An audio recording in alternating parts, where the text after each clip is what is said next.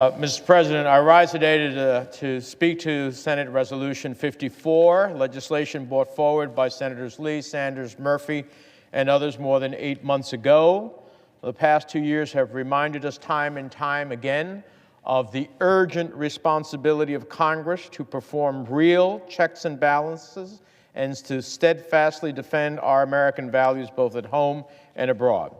I thank them for their continued efforts throughout this intervening months to shed light on the devastating humanitarian crisis in Yemen and to make sure this body fulfills its oversight duties. Over the last 3.5 years, the tragic humanitarian crisis in Yemen has continued to deteriorate. More than 10,000 people are dead. 14 million people on the brink of starvation. We've seen the heartbreaking photos of malnourished, starving children on the brink of death. We've learned in UN reports of the cholera outbreaks that jeopardize more than 10,000 people every week. And we've come to the conclusion that the status quo cannot stand. Back in March, I joined a majority of my colleagues in voting to table this resolution, with the understanding that the Senate Foreign Relations Committee would hold hearings on how fully to weigh our options in Yemen, and the hope that the administration would strategically leverage our limited military support for the Saudi coalition to lessen civilian casualties, to influence a potential political settlement, or at the very least prevent the situation from getting worse.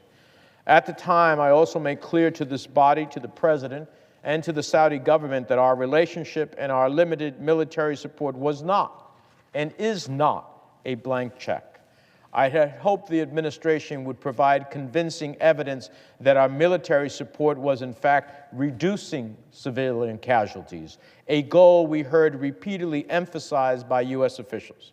I had hoped the administration would use this foreign policy tool to advocate for a meaningful political process. Unfortunately, this administration has failed to adequately address either problem. The Saudi coalition has not provided any more confidence in its operations. Despite being reassured that our engagement with the Saudis was decreasing civilian casualties, the facts on the ground speak far more powerfully against those assertions. On a broader scale, we are seriously evaluating our bilateral relationship with Saudi Arabia.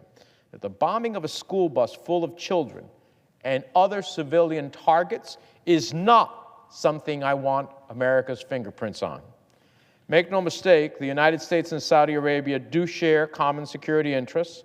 Saudi Arabia faces real and imminent threats from Yemeni-originated attacks inside its territory, from ballistic and Scud missile attacks aimed at major Saudi population centers to cross-border attacks by Iranian-backed Houthis. Meanwhile, Iran continues its destabilizing behavior across the Middle East, and the terrorists with al-Qaeda in the Arabian Peninsula take advantage of the security breakdown. Now, I continue to believe the United States must live up to our commitments and support our partners in the face of real and imminent threats. But over the past year, I have failed to see how continued U.S. military support for the Saudi-led coalition's operations in Yemen have in fact promoted our interests or indeed the long-term interests of the Saudi population. As I said in March, this particular resolution raises the question of how we leverage all of the foreign policy tools at our disposal to advance peace and prevent the tragic loss of more human life. Today, it's clear to me that the status quo is not advancing these critical interests. The limited military support we are providing the Saudi coalition is not our best tool. And today I offer my support for discharging something I normally oppose, discharging a resolution from the committee. I call on the administration, again, to develop a cogent strategy in concert with the international community to compel all the parties to the negotiating table to ensure that the millions of Yemenis at risk of starvation receive the humanitarian support that's ready to be delivered. I've also worked with Senators Young and Reid, Graham, Shaheen, Collins, as well as my colleague, Senator Murphy, to introduce legislation with reference to the Saudi Arabia Accountability in Yemen Act of 2018. I have hoped that the committee would consider this legislation and that we would have a vote on it in this Congress. In the aftermath of the Saudi government's murder of U.S. resident and journalist Jamal Khashoggi and in the whitewashing that the Trump administration has performed to avoid real consequences for those who ordered his death, this legislation is needed now more than ever. Without a real diplomatic and political strategy, there's no end to this conflict. There's no end to the violence. There's no end to the human suffering. It's time we bring this resolution to the floor for the full consideration of the Senate. Over the last months, I've seen nothing to convince me that our limited military support for the Saudi coalition's efforts in Yemen continue to serve our national security interests, nor do they reflect America's enduring values and commitment to freedom and human rights. I continue to believe that an absence of American leadership undermines our interests, our security, and the security of our allies. American presence does not necessarily equal American leadership.